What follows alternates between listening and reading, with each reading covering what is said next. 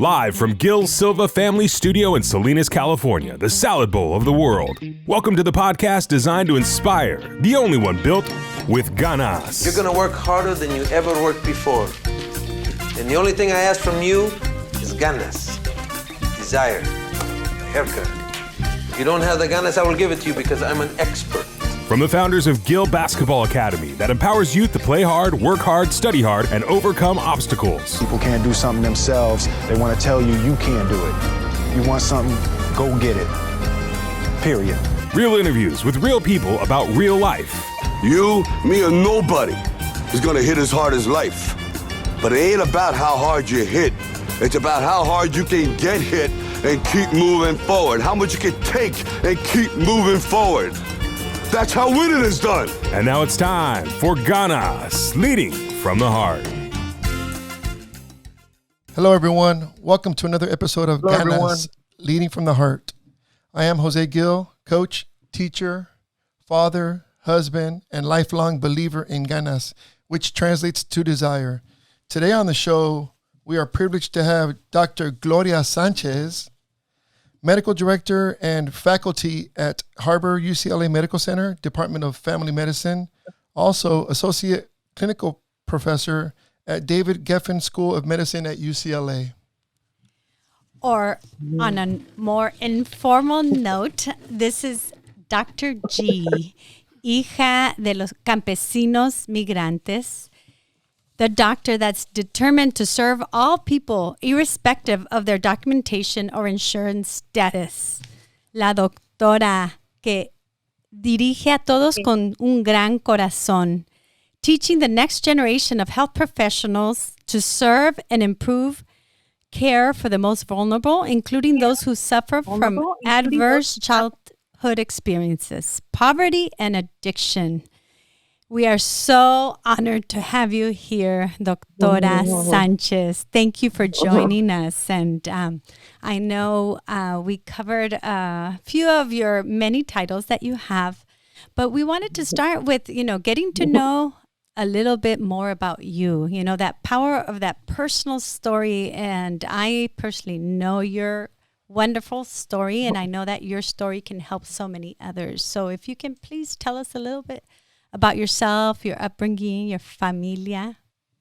Yeah, wow. Qué honor. It's so just amazing to be here with you, Jose, Eva, and Nayeli. This is such a privilege.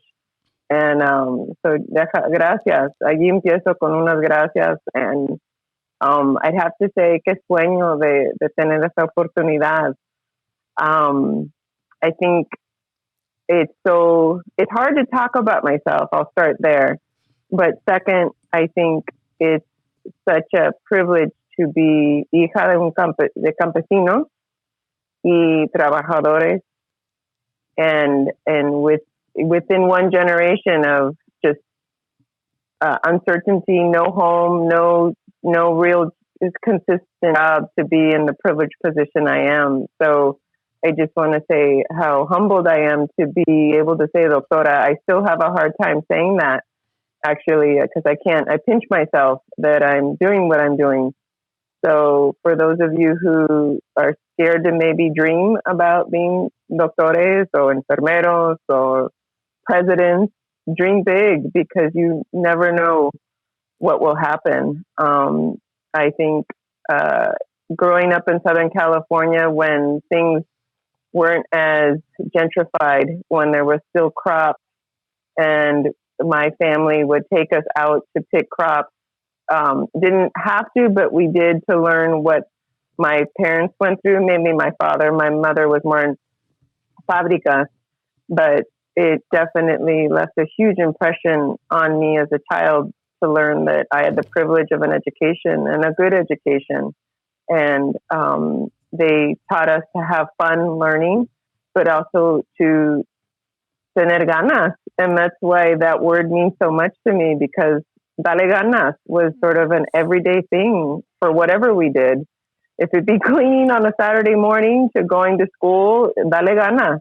And I think it was such a beautiful way to grow up. And I just have to say, though, my parents did a little bit of junior college, but didn't finish, and they always wanted to go back, but couldn't.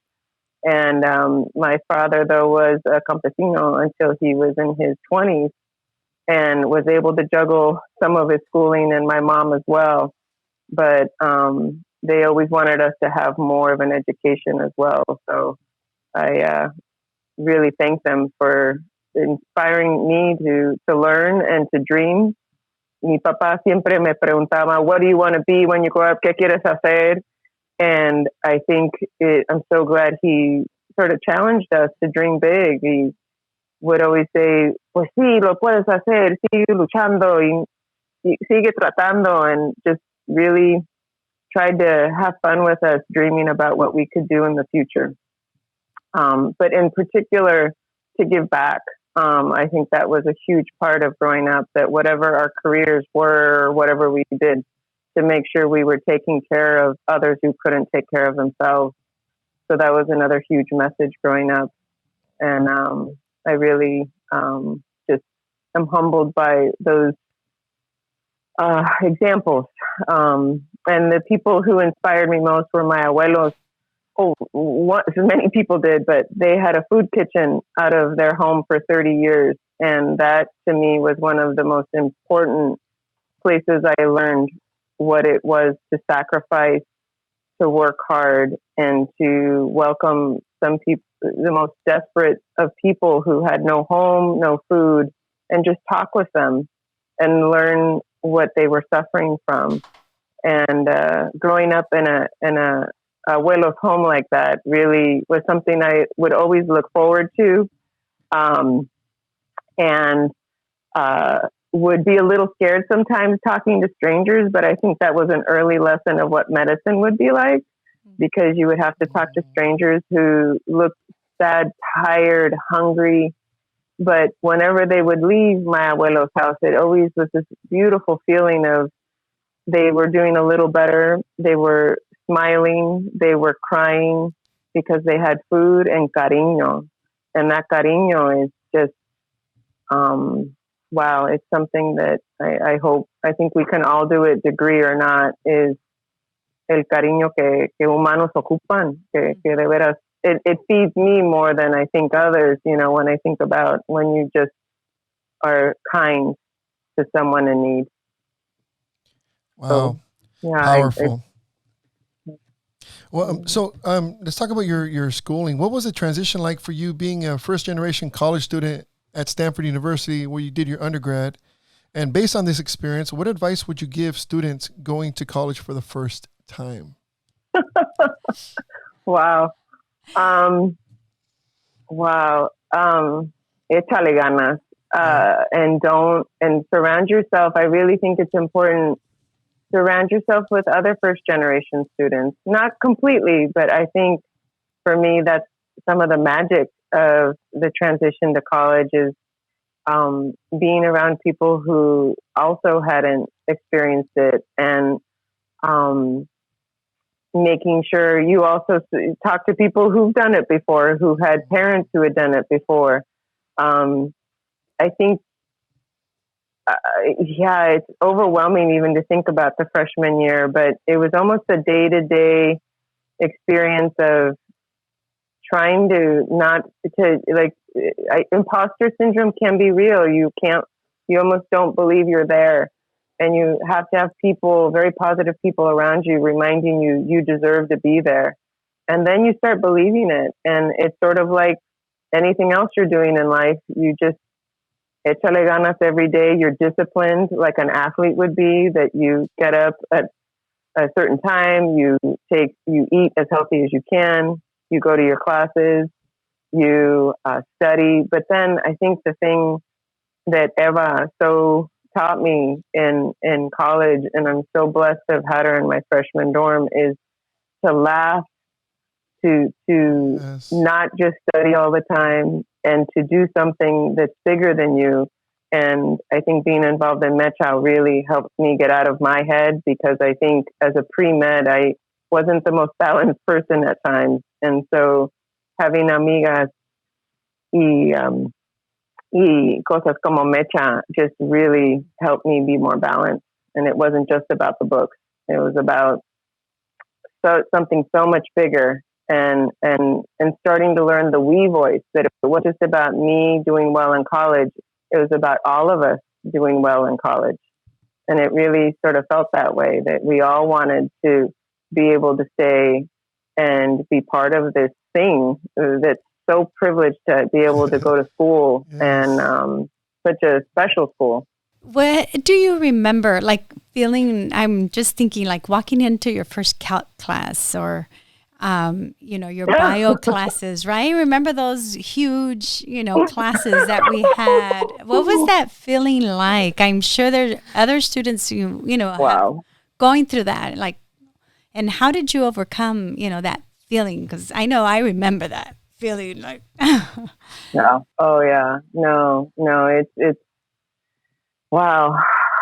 Some of it is just las ganas. I'm glad I had practiced the, like, where do you want to be? What do you want to be doing? And I, luckily for myself, knew I wanted to study sciences. And, I think being a doctor wasn't so clear right at the beginning, but I knew I wanted to be in those science classes. So that helped. But then some of it is just start doing the work. And the second most important part I would give people as advice, ask for help. If it seems overwhelming, yes, start getting tutors. Start surrounding yourself with people who are as hungry as you are and are willing to answer your questions. And I think que no te da vergüenza. It's so important. You can't do this alone. And you really need to be vulnerable and ask questions and say you don't know and you need help. I think that for me is how I overcame that fear of, like, should I be here? I just started asking lots of questions, and then it got more comfortable. It's like riding a bike a little bit. You're terrified. You fall, you scrape your knees, but then you just start finding people who are willing to answer your questions. And some are going to be nicer than others, and some you're going to understand better than others. But that's a great question. And I think when we studied in groups, that really helped, even though some of that became just, it really wasn't. I think that was part of the comunidad. That was the we factor once again, that for me system was the magic of absolutely. And then knowing that we weren't the only ones, right? Because I know, that feeling, like you said, right? You felt like you're the only one. Like, am I the only one that doesn't know this? Is it because of where I'm from? The language that I speak. What is it? Why don't I understand? And then you find out, oh wait, there are others that are in the same boat, and it's okay to ask for help. Yeah, that's great. And no, absolutely. And be comfortable asking, even though it isn't. I know how you want to feel like you know it all, but you don't. And I'm still, even till this day, I'm learning every day. Yeah. I'm learning every day. So you're highly involved in various organizations, aspects of medicine, right? Including mentoring and teaching future doctors at UCLA. We wanted to ask you, what would you say is the best advice that you'd have for them when treating patients, right, to your mentees? No. Oh, wow. Okay. So number one, treat them as you want to be treated. And number two, treat them like family. I think that's how simple it can be, but how complex it can be at times too. But I really try to make sure the privileges of trying to help people via medicine is really trying to meet the patient where they're at, and hopefully they can be vulnerable with you in telling you what they're struggling with, because vitals and labs only go so far. But the longer I do medicine, the more it's about what keeps them up at night. What are they stressed about? What are they sad about? And I think learning how to help people share that and deal with that in healthy ways is really important. And so I think that connection that you can make with patients, if you treat them as you would want to be treated or like family, can really create a positive career, and one where physicians don't burn out. I think sometimes that's what I worry about right now with technology. As wonderful as computers can be, it still necesitas corazón, necesitas ganas in that room, and trying to help your patient find that ganas for themselves. You know, and it's great how you just simplify it right into those two aspects. Go ahead, Naya. That's great advice for doctors. I'm 12 years old. Youth my age are on their phones a lot. What is some advice you can give to kids my age? Gracias, Nayeli. I think, you know, I know it's tough right now with COVID, but I would practice putting down the phone and trying to meet in a room. You know, I know with spacing it might be hard, and learn to just be with people and giggle and cry with people, because I think there's a lot of importance when it comes to how to learn to connect with people without texting or being on a video. And you learn that at an early age. I also think if you want to be a physician or someone in some type of healthcare, even teachers, you guys are excellent. You're better at this than doctors, is reading, we call it the nonverbal cues. And reading nonverbal cues. So someone's not talking, someone's not posting something on Twitter. You need to learn sort of what someone's body language or silence means. And that takes practice. You can't really learn it overnight. So my advice for young people right now is learn to communicate without using a video or a digital advice. And take a chance if you see a friend that's sad or a family member that's sad, is maybe ask them, what are you feeling? And it's good to practice that, because I think a lot of us, in particular right now with COVID, sometimes we can't put a word to what we're feeling. And there's a lot of power in doing that exercise. It builds on itself. And it actually, I think, helps people even soothe themselves if they can put a word to what they're feeling. Oh, that's great advice, especially right now, because I think we're all dealing with the pandemic blues, right? And social emotional health is so important. What would you say are some of the most difficult issues that you've dealt with so far during this time, during the pandemic, either in the hospital or even with your own students? Yeah, wow. Thank you for asking that question. I miss the touch. I think medicine for me is about touching patients in some way. If it's a handshake, if it's a beso, un abrazo. And right now I'm definitely not doing that as much. So that's been hard on me. It's been hard on patients. And second would be being part of someone who's dying or critically ill and their family can't be there to hold them or touch them. That's probably harder than what I just mentioned. So people are dying alone, and we're using, video screens to try to make some connection with their family, but that's just not the same. So that's really, like, for me, even when I talk about it, it's just unbelievable in my career that this is happening, but we also know the risks involved for families to come into these rooms. And I'm hoping we can find a safer way for people to still create that connection and not expose themselves to and be ill themselves. I also think teaching, you have to pause on that, because trying to teach the next generation of physicians without that touch I'm still wrapping my brain around how do you do that. I think I'm glad I have a couple of years in medicine now, and there's been scary viruses. And Ebola, for example, was a frightening and still a frightening entity, but I feel like I think we're getting to a place where what we do is just really gown up with all our gloves and our gear and create that touch, and then just be as careful as we can taking those things off. Yeah. So yeah, the cariño, the ser humano is really is touch, and it's a part of who we are. We're figuring that out.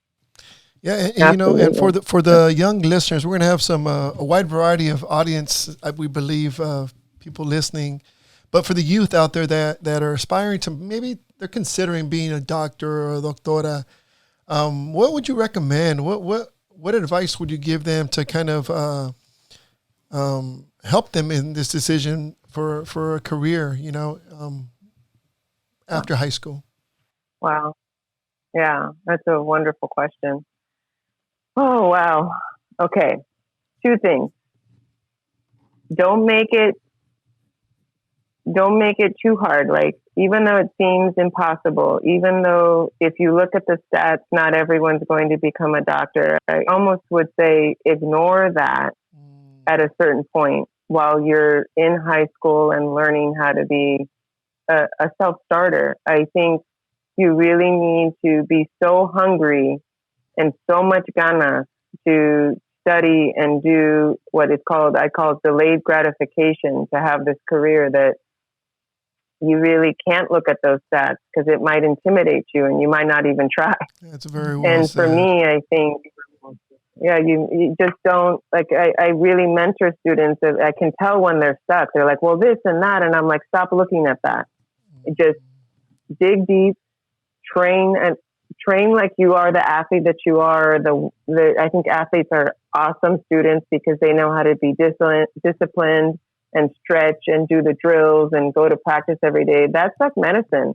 It is sort of a sport where you need to train every day and not give up and ask for help. And if you didn't get the grade you want, go get help and make sure you get the grade you want if you can. Sometimes you don't. But I think teachers and professors really gravitate to that hungry student, that humble, hungry student who's willing to say, I don't know, and I'm willing to work harder. That's the blessing I've had in life, that whenever I expressed my vulnerability, whenever I said I didn't know, someone stepped in and helped me. And I know that's the privilege, and I know that doesn't always happen. But I also think I was pretty terca because I would keep looking for the person who would help me. Yes. I think you have to be really, you have to be very tenacious. That's why I think for me, some of the best words are ser terca. No te dejas, no te rajas. Just keep going, keep trying, get sleep, eat healthy, exercise, because you can't expect your brain to perform at the level it needs to be if you're not taking care of yourself. And I had to learn that one the hard way. I know I didn't always eat right. I didn't sleep right. So I also had to learn to train to be sort of like, my brain was my muscle, and I had to treat it well so that it would work well and learn and retain what I needed to learn. So my advice is, yes, you have to look at the stats, but then at a certain point, put them aside and train yourself. Find the coaches, find the Rockies in your life, find the Jose and Evas in your life that'll help you train and be positive, because it is overwhelming if you look at the big picture. But if you do it day by day and surround yourself with mentors, advisors, and advocates, you're going to get there. Wow. You're really going to get there. Wow. That's great advice. And, you and I have been friends for 30 years already. Can you believe that? Oh, my God. and in me, I feel like you've always had that corazón de curandera, Gloria. Esas ganas inside of you. But was there ever a time in your life where you felt like this is the pivotal point where, like, you decided to be a doctor? Was it always in you, or is it something that inspired you or triggered that? Wow. Yeah. It's hard. There's moments where, because for sure I thought I wanted to be a teacher too. Mm-hmm. Well, you did mini corps, right? I think I did California mini corps, and I loved it. Yeah, I loved it. Uh-huh. Yeah, proud California mini corps 91, summer 91. Yeah. And I'm glad I allowed myself to do other things And I kept coming back to medicine. I kept realizing, seeing my family, my abuelos, my dad, my extended family, the thing that would stop their dreams, that would stop them from laughing, that would stop them from being able to just be, is health. And I learned, like at an early age, I had this formula, like if you didn't have health, you didn't have anything. And it's so true. That like was si no puedes levantarte y trabajar, no tienes nada. So that, it like spoke to me to like, pues ayuda a la gente que no se puede levantar, que no pueden hacer lo que quieren hacer. So that was a constant theme, like that drove me at the beginning, like, well, maybe medicine. And then I got intimidated. I do think I'm like, oh my God, can I do it? Is it like, I just didn't know if I could do it. And then when I started especially at looking Stanford, around, right? All those pre-meds. Oh my goodness. no disrespect to my colleagues, but what a turnoff. I like, it really wasn't who I wanted to be. I couldn't, like, it wasn't my tribe. Yes. And so that's why I'm so thankful. I found my tribe como Eva, y pues, you know, I just found people that balanced me, that were more like me. But at the same time, I learned how to be in those classes con confianza, and not to let them get into my head, because they definitely, there's always going to be someone smarter in the room, and you need to be comfortable with that. But you also need to be in that room knowing you're just as capable. Yep. You just may not have the answer as quickly.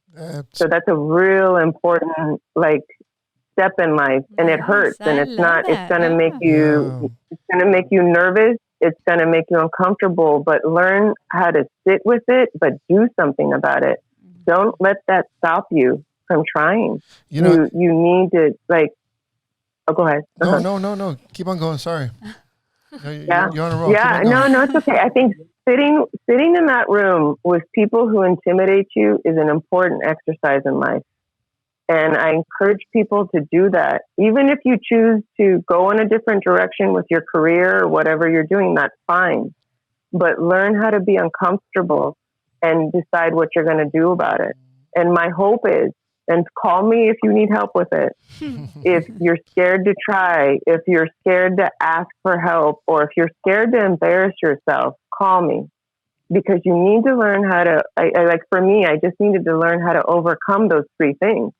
You know, scared to try, scared to be uncomfortable, and scared to make a mistake. Yeah. And I think one thing for pre-meds I would say is, you know, or people that are trying to excel, you may be the top of your class in high school, but you may not be the top of your class in college. You may not be the top of your class in med school, but that's okay. You need to still strive to take, you know, like, be the best you can be. Yes. And I think that's an important message for millennials right now.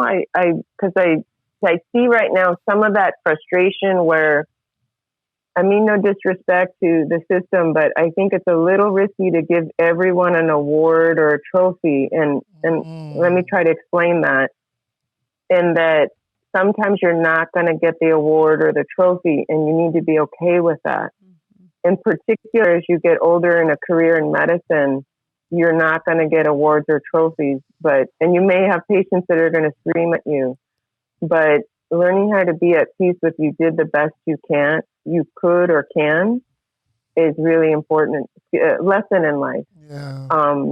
And I think some of the instant gratification that happens with technology right now, and some of the way we affirm each other, which is really important, we affirm one another. But I just think my message to younger people in their careers is, like, it's okay if you're not number one. Yep. You can still do amazing things in your life. You'll be fine. Yes. Right. You know, absolutely. There you go. That's it. You'll be fine. Uh-huh. You know, and that's our show. You know, Ganas is the name of our show, of course, right? And you touched on it, and you exemplify that perfectly as an involved doctor and wife to our friend Clint, who's an awesome fireman. Shout out to my boy Clint. But volunteering and demonstrating your commitment to the community through your actions, what advice would you have for our listeners when it comes to this topic of ganas? If you could just summarize it in, because it's wow. Yes. Yeah, it's magic. I think it's so, in particular in these times when we're sort of powerless, there's a lot of things that we can't do like we used to. Pero si tienes ganas de estudiar, de hacer mejor en la vida, de ayudar a alguien más, it's so much more powerful than doing, I think, the opposite, which is not trying, not dreaming, not hoping for better. I think we are in sort of a crisis right now of, I think some of the voices we hear are very negative, and there's nothing ganas related to it. And it's not good for our health. It's not good for our spirit. It's not good for our future. But ganas is about a we thing. Ganas is about making sure that not only you meet your goals, but your family meets your goals, that you strive to do the best you can every day, even if it's not easy, even if it's not fair, even if it's not what you want. But every day you keep trying. And so it's a beautiful thing you've done with this podcast, with GBA, because I think it's so important we hear those messages versus perhaps messages that aren't really looking at the big picture of life. And because no matter how you look or what your selfie looks like, it's what's inside and what you help bring out in other people that is such an amazing gift in life that will last a lot longer than whatever your post is.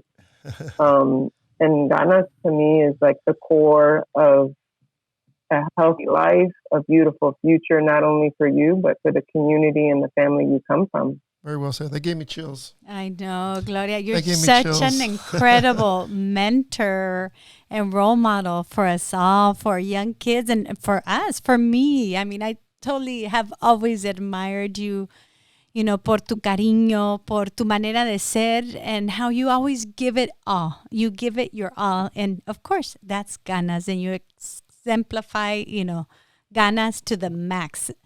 And so I think now it's carne asada time. Yes, we got a little, this is a segment of our show. We call it carne asada talk.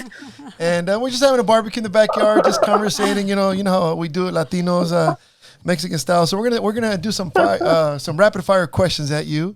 And you're going to just answer what you're thinking and what comes to your mind and just straight from your heart, okay? We're going to grill you like carne asada. Yeah, we're going to. So you ready for this? Okay, I think I'm ready, pero gracias. Eva, que palabras de cariño, and on the shoulders of giants, you inspire me every day. So without you, I would not be here. Without all of you, I would not be here. Oh, well, the feeling is mutual, Te amo. Thank you. Okay. Igualmente. Gracias. All right, Naya. So what's your favorite Netflix show right now? Ooh.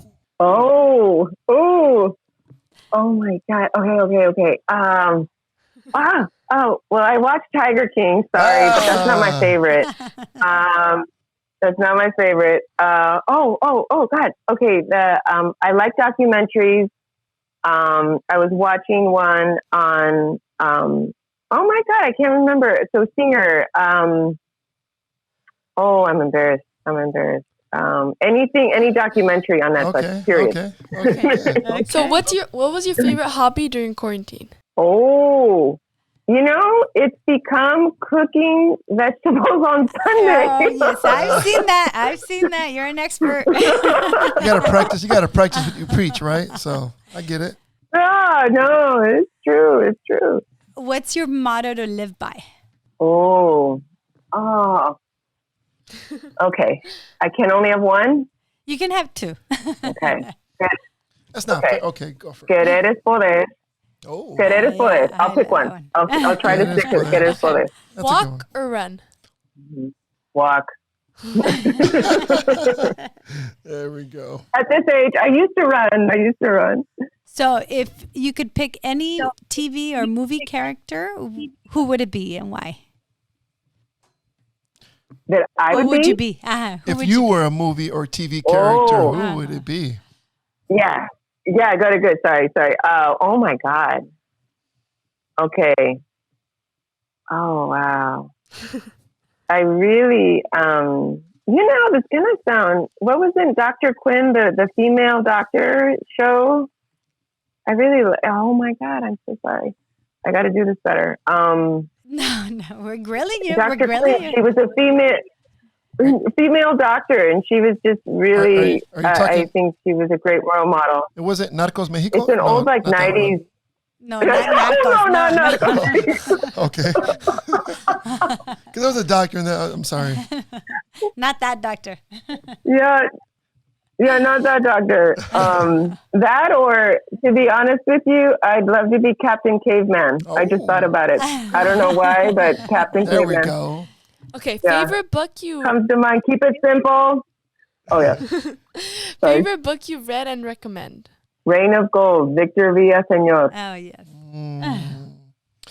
Wow, this has been an amazing podcast. It truly has. It's a privilege to have Dr. Gloria Sanchez on our show, and all the wisdom and advice straight from the heart. We appreciate you tremendously, and I know our listeners will benefit a lot from it. And for those young ones that are out there, aspiring to maybe go into the field of medicine, this is you have a role model here in front of you, right? And I think you're. And even if it is in medicine, right? I mean, it was the best advice. Absolutely. Yes, for any profession.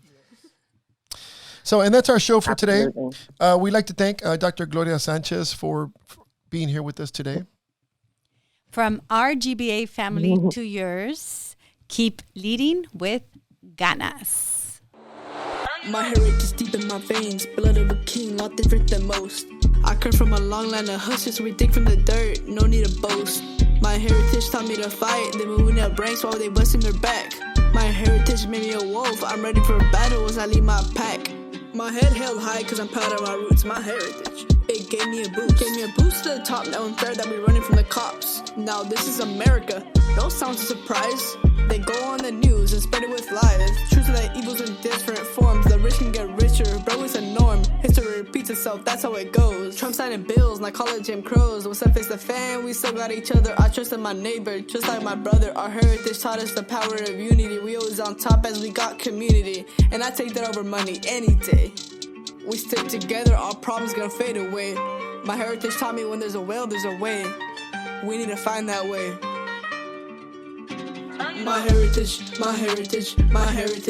it taught me to hustle. My heritage, it taught me to fight. My heritage.